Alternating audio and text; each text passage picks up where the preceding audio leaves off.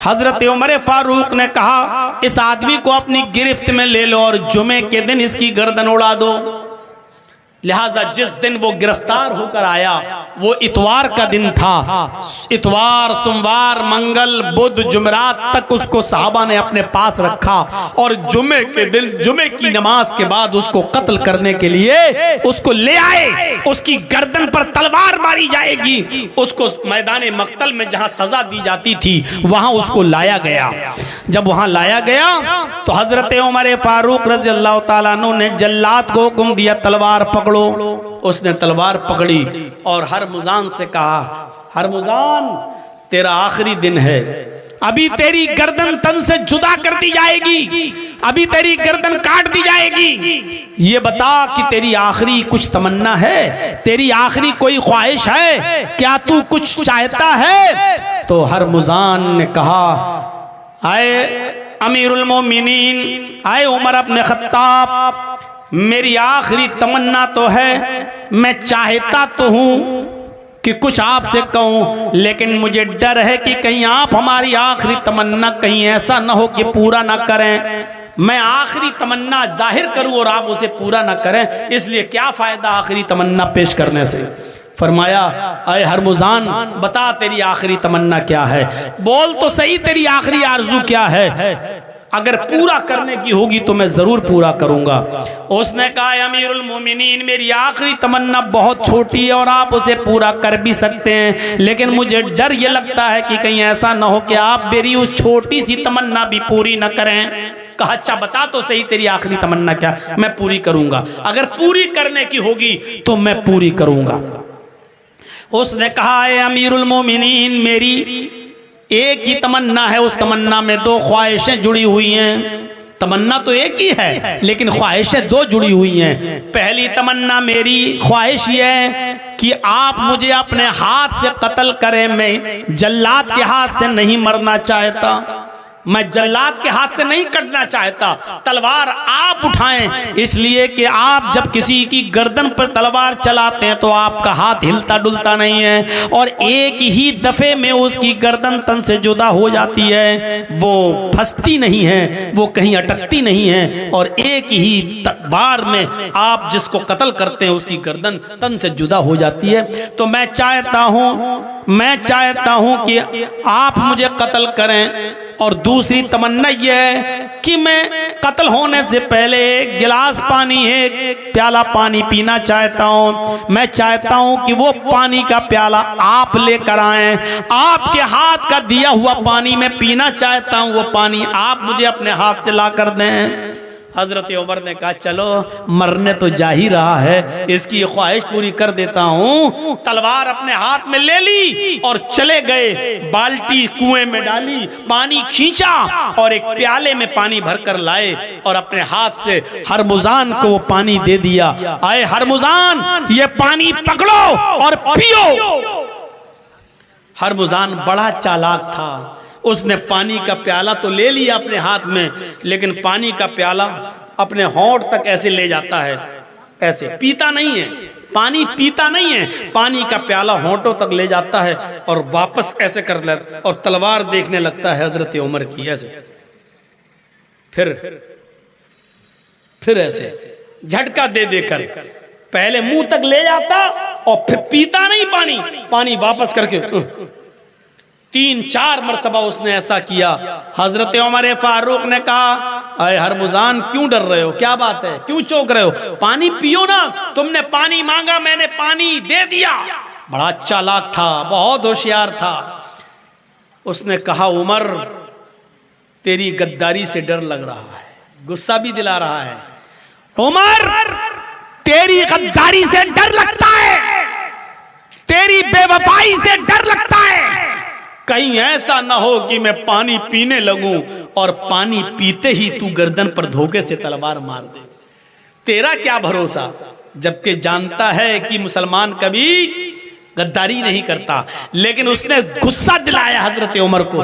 कहा, उमर डर लगता है तेरी गद्दारी से, ऐसा ना हो कि मैंने पानी पीने की ख्वाहिश जाहिर की और मैं पानी पीने लगूं और पानी पी भी ना सकूं और तू अपनी तलवार से मेरी गर्दन उड़ा दे।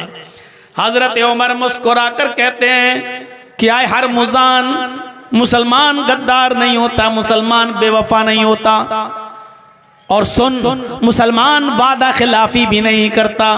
मैं तुझसे वादा करता हूं कि जब तक तू इस पानी को पी नहीं लेगा जो तेरे हाथ में है, मैं तेरी गर्दन पे तलवार नहीं चलाऊंगा। आए हरमुजान, जब तक तू इस पानी को पी नहीं लेगा जो तेरे हाथ में है, मैं तेरी गर्दन पे तलवार नहीं चलाऊंगा। और तू जानता है कि मुसलमान कभी वादा खिलाफी नहीं करता। यही तो वो सुनना चाहता था, यही जुमले तो वो उमर की जबान से निकलवाना चाहता था। जैसे ही हजरत उमर फारूक ने ये कहा कि जब तक तू उस पानी को पी नहीं लेगा जो तेरे हाथ में है, मैं तेरी गर्दन पे तलवार नहीं चलाऊंगा, उसने ये सुनते ही मुस्कुराने लगा, खिलखिलाकर हंसने लगा और कहने लगा कि उमर, मैं जानता हूं कि मुसलमान कभी वादा खिलाफी नहीं करता, मैं जानता हूं कि मुसलमान कभी झूठ नहीं बोलता, मैं ये भी जानता हूं कि मुसलमान कभी अपनी बात से पीछे नहीं हटता। अभी अभी आपने वादा किया है कि जब तक तू उस पानी को पी नहीं लेगा जो तेरे हाथ में है, मैं तेरी गर्दन पे तलवार नहीं चलाऊंगा। आए उमर, पानी में पीऊंगा ही नहीं। उसने वो पानी का प्याला उठाकर जमीन पर पटक दिया और पानी प्याले समेत फेंक दिया और कहा, उमर, अभी अभी वादा किया है आपने कि जब तक तू उस पानी को पी नहीं लेगा जो तेरे हाथ में, मैं तेरी गर्दन पे तलवार नहीं चलाऊंगा। मैं पानी पीऊंगा ही नहीं, ना मैं पानी पीऊंगा और ना तेरी तलवार मेरी गर्दन पर चलेगी। और मैं जानता हूं कि मुसलमान कभी वादा खिलाफी नहीं करता। हजरत उमर फारूक ने तलवार फेंक दी, ये कहते हुए कि आज तक मुझे कोई बेवकूफ़ नहीं बना सका, आज तक इतना शातिराना चाल से चलकर मुझे कोई बेवकूफ़ नहीं बना पाया जो तूने बना दिया। और मैं तेरी चिकनी चुपड़ी बातों में आ गया। मैं अभी भी चाहूँ तो तुझे कत्ल कर सकता हूँ, लेकिन मुझे डर लगता है कि कहीं ऐसा न हो कि वादा खिलाफी के जुर्म में मैं मुनाफिक कहलाया जाऊँ और अल्लाह के दरबार में जब मेरी हाजिरी हो तो 1/3 मुनाफिक बनकर मैं उठूँ। इसलिए मैं तुझे छोड़ रहा हूँ, जा जा, मैंने तुझे छोड़ दिया।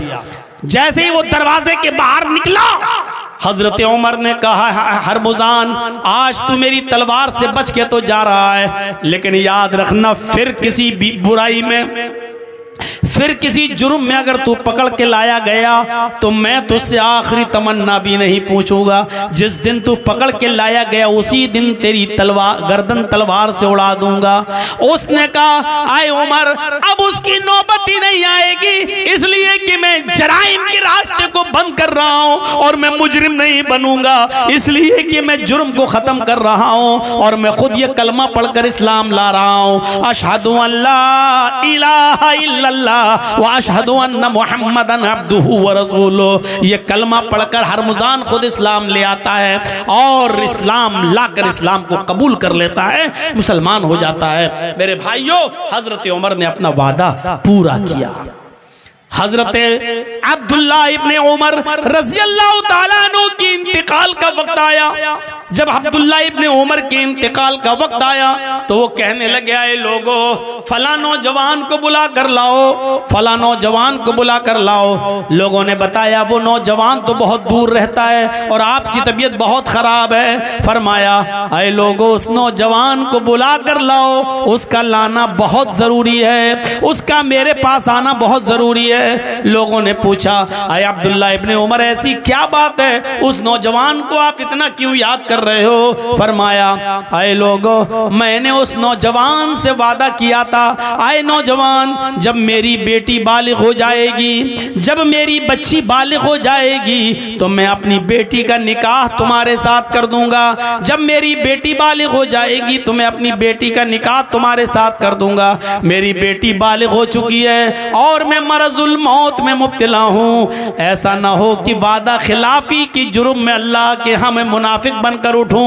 मैं चाहता हूँ कि मैं अपनी ज़िंदगी में अपनी बेटी का निकाह उस नौजवान से कर दूं, क्योंकि मैंने उससे वादा किया था कि जब मेरी बेटी बालिग हो जाएगी तो मैं अपनी बेटी का निकाह तुम्हारे साथ कर दूंगा।